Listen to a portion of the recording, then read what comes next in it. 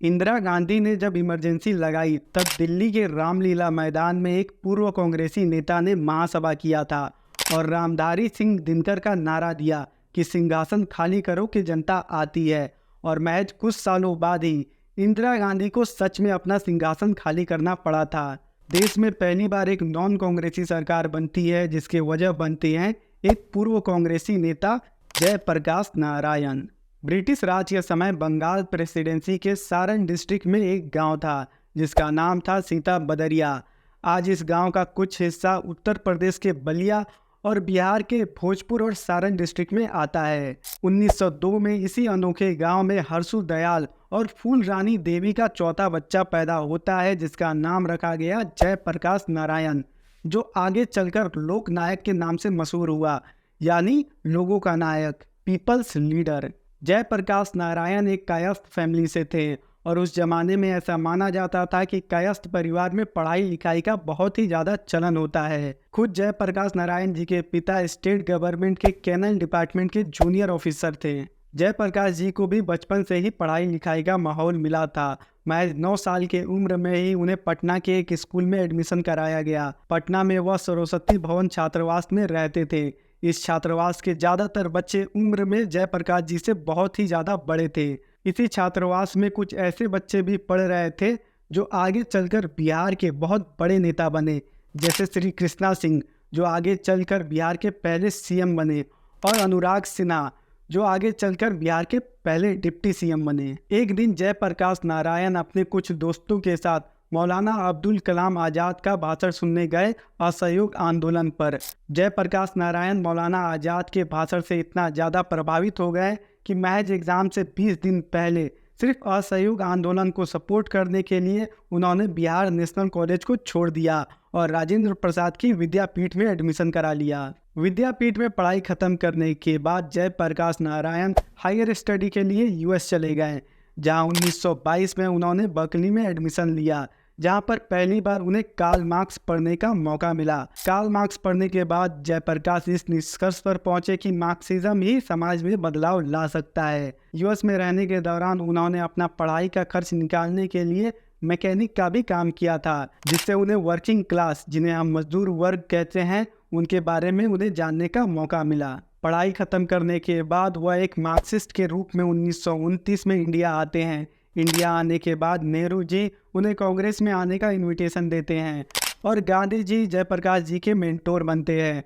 हालांकि आपको बता दें, जयप्रकाश जी का विचारधारा कांग्रेस से बिल्कुल अलग था।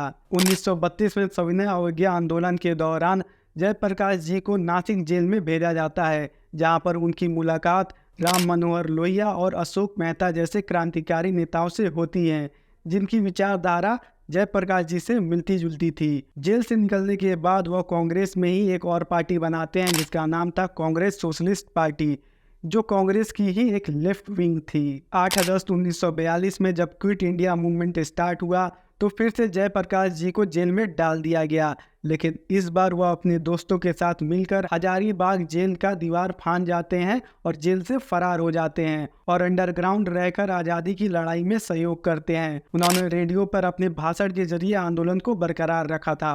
भारत की आज़ादी के बाद नेहरू जी ने जयप्रकाश जी को कैबिनेट मिनिस्टर का ऑफर दिया, लेकिन उन्होंने इस ऑफर को रिजेक्ट कर दिया और 1948 में कांग्रेस को भी छोड़ दिया, क्योंकि वह समाज सुधार के काम पर ज़्यादा फोकस करना चाहते थे। 1954 में जयप्रकाश नारायण विनोबा भावे के भूदान आंदोलन से जुड़ते हैं, जहां पर वह बड़े बड़े जमींदारों को यह कन्विंस करने की कोशिश करते हैं कि वह अपना ज़मीन लैंडलेस लोगों या फिर गरीबों को दान में दे दें। 1974 में गुजरात में बढ़ती महंगाई और बेरोजगारी के खिलाफ आंदोलन चल रहा था। इस आंदोलन का नाम था गुजरात नवनिर्माण आंदोलन, जिसमें आगे चलकर जयप्रकाश नारायण भी भाग लेते हैं।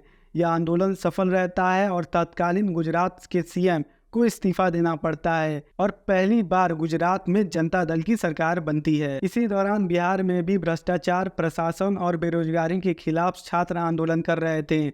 इस आंदोलन में बिहार के कई बड़े नेता जैसे लालू यादव, नीतीश कुमार और राम विलास पासवान भी थे। यह सभी जयप्रकाश जी को इस आंदोलन में जुड़ने को कहते हैं, जिसके बाद इस आंदोलन का नाम जेपी मूवमेंट हो जाता है। यहाँ पर भी सीएम को हटाने की मांग की जाती है और केंद्र सरकार पर भी कई आरोप लगते हैं, संविधान बदलने का और चुनाव में हेर फेर करने का, जिसके वजह से जेपी जी इंदिरा गांधी की अगेंस्ट हो जाते हैं। 25 जून 1975 में इंदिरा गांधी हमारे देश में इमरजेंसी की घोषणा करती हैं। इस घोषणा के बाद जयप्रकाश जी दिल्ली के रामलीला मैदान में एक महाजनसभा करते हैं, जिसपे 1 लाख लोग से भी ज़्यादा लोग मौजूद थे। और वहाँ पर वह रामधारी सिंह दिनकर का फेमस नारा देते हैं कि सिंहासन खाली करो कि जनता आती है। मतलब साफ था, इंदिरा गांधी जी का इस्तीफा।